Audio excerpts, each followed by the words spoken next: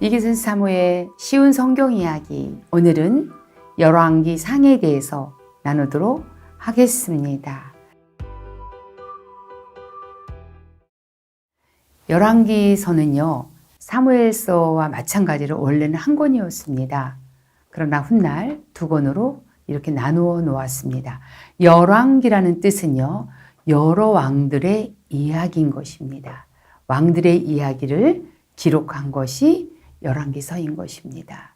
열왕기상은요, 솔로몬으로 시작해서 엘리야로 끝납니다. 솔로몬은요, 처음에 시작할 때 참 좋았어요.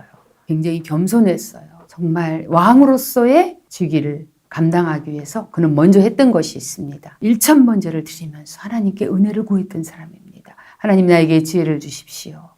내가 이 나라를 잘 다스릴 수 있도록 은혜를 주십시오 라고 구했을 때 하나님 그에게 허락하신 것은 지혜뿐만이 아니라 그에게 수많은 부도, 영화도 허락하시겠다고 하셨습니다. 실제로 솔로몬 시대에 금과 은은 그냥 널브러져 있을 만큼의 수많은 보석들이 솔로몬에게 주어진 것입니다. 그의 지혜는 하늘을 찔러서 스바 여인도 그 지혜를 듣기 위해서 와서 듣다가 감탄을 하고 갈 정도의 지혜로운 왕이었습니다.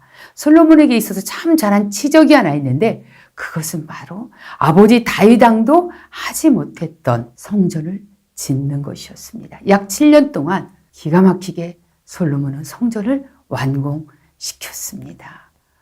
그 후에 솔로몬은 다른 나라와의 어떤 관계나 여러 가지를 통해서 정략 결혼을 하게 됩니다. 당연히 그 나라의 공주들이 솔로몬의 아내가 되는 것이죠. 그런데 그들이 올 때에 가져온 것이 있습니다.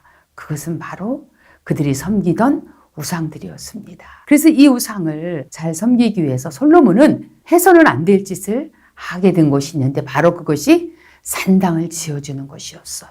하나님께서 솔로몬에게 지혜를 주신 것고 그리고 그가 그에게 부와 영화와 모든 것을 다 주셨건만 그러나 해서는 안 될 산당을 지어주는 그런 실수를 하고 말았어요. 그것이 죄가 되어 하나님께서는 나라가 둘로 쪼개질 것이다 라고 말씀하셨던 것입니다. 그래서 그 다음 세대에 가서는 북이스라엘과 남유대로 갈라지게 됩니다. 북이스라엘은요, 이스라엘 12지파 중에 10지파가 북이스라엘이 되고요. 남유대는 2지파, 유다 지파, 그리고 베냐민 지파만이 남유대가 됩니다. 자, 이렇게 나라가 둘로 쪼개지면서부터 북이스라엘과 남유대는 각각 왕들이 계속해서 일어나게 되는데 북이스라엘의 왕은요, 19명이었어요. 너무나 신기한 것은요, 단 한 명도 선한 왕이 일어나지 않았다는 것이에요. 다 악한 왕이었어요. 백성들을 죄 가운데 빠뜨리는 그런 왕들이었어요. 그러나 남유대는 20명의 왕이 일어났는데 그 중에서 8명의 왕은 선한 왕이었어요. 12명만이 악한 왕이었습니다. 북이스라엘이 왜 그렇게 타락할 수밖에 없었을까요? 그 원인을 한번 찾아보도록 하겠습니다. 성경을 읽다 보면 이런 말이 나와요. 여로보암의 죄에서 떠나지 아니하니라.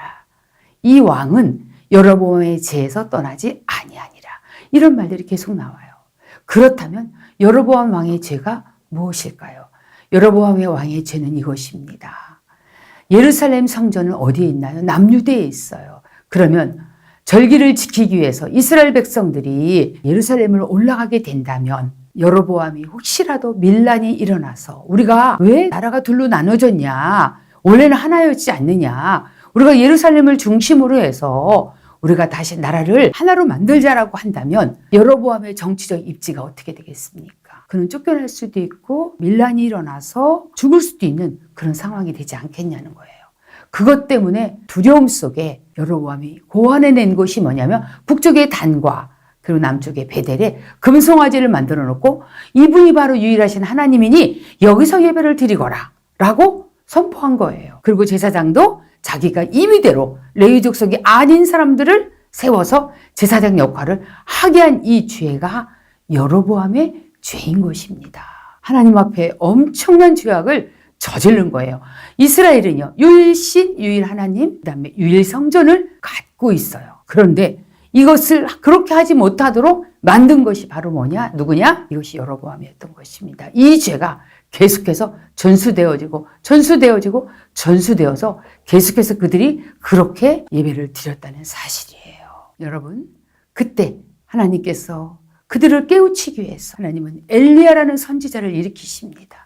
엘리야를 통해서 하나님 말씀이 선포되어지고 그것이 잘못된 것이라고 아무리 말해도 그들은 듣지 않습니다. 정말 엘리야와 같은 그렇게 훌륭한 선지자가 일어났음에도 불구하고 그들은 여전히 그 죄에서 나오지 않게 됩니다. 그 결과 어떤 일이 벌어졌습니까? 북이스라엘은 아수르라는 나라에 의해서 멸망당하게 되는 불행한 역사를 갖게 되는 것입니다. 하나님께서 왜 그렇게 모세 오경을 강조하셨을까? 신명기를 통해서 다시 한번 모세가 모압 평지에서 설교했던 가장 중요하고 핵심적인 게 무엇이었습니까? 들으라. 너는 이 율법을 떠나지 말아라. 이걸 외워라. 이 말씀대로 살아야 된다. 라고 쉐마의 말씀을 그렇게 강조했건만 그들은 하나님 말씀을 무시하고 하나님 말씀과 전혀 상반되는 우상 숭배에 그들은 죄 가운데 빠지게 되었던 것입니다.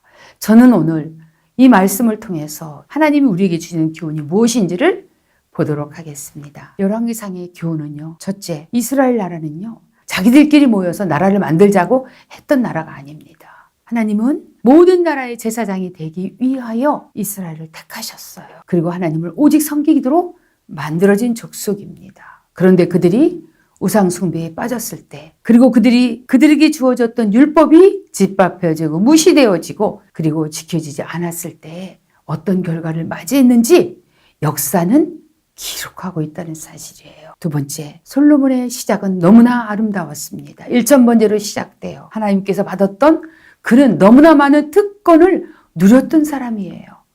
그렇지만 그가 산당을 지어주고 우상을 섬기도록 합법적으로 그렇게 한 그것이 죄가 되어 결국 르호보암 때에 가서 나라가 둘로 쪼개졌다는 사실입니다.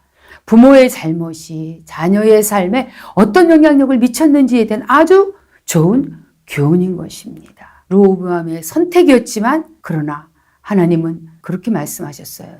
너의 다음 때에 가서는 나라가 둘로 쪼개질 것에 대해서 말씀하셨던 것이죠. 그렇다면 우리 부모 세대가 어떤 삶을 살아야 되는지에 대해서 우리는 정말 진지하게 생각하고 하나님 말씀 앞에 읊조려야 될 우리가 되어야 될 줄로 믿습니다. 그리고 세 번째로 여로보암의 죄예요. 여로보암의 죄는 그는 단순히 발자국을 남겼을 뿐이에요. 그러나 그 발자국은 후대에 가서 길을 냈습니다.